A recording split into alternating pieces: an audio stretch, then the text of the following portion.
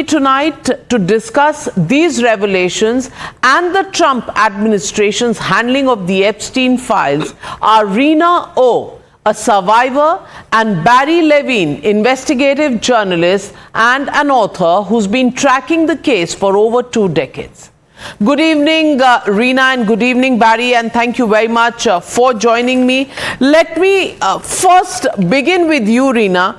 We spoke earlier, and you did raise a few very sharp and evident questions that people have ducked answering. But with the latest memoirs of Virginia Giuffre that have been posthumously published, she writes, "In my years with them, they lent me out to scores of wealthy, powerful people.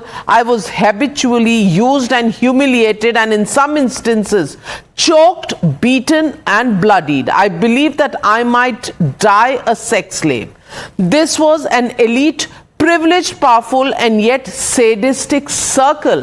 Was it not?" We've spoken about it, but what do you think about the new revelations?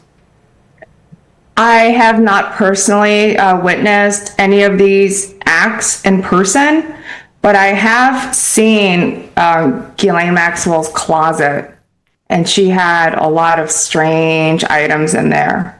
So I don't doubt that there were some nefarious activities that were taking place. And I saw this closet in Florida.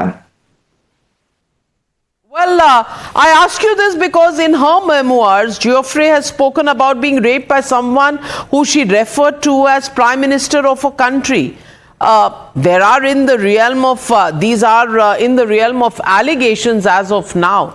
But would you have any insights from the circle that you've earlier spoken about?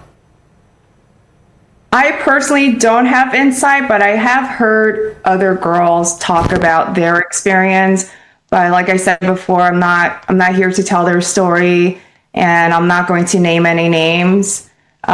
There's a lot of liability, and it's also getting dangerous for the survivors to come out and start naming people. I think a lot of these girls, since the rally in DC and the press conference, some of them are getting death threats.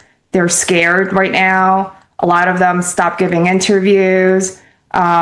So in order to protect them, I think it's in their best interest that the girls themselves don't name these names. And I think it's up to the government, really. You know, they have these Epstein files. I know for a fact they do, because they interviewed me, the government, and they told me the information that they were looking for, and they were looking for names during my 2 interviews with the Department of Justice, the prosecutors, and the FBI. What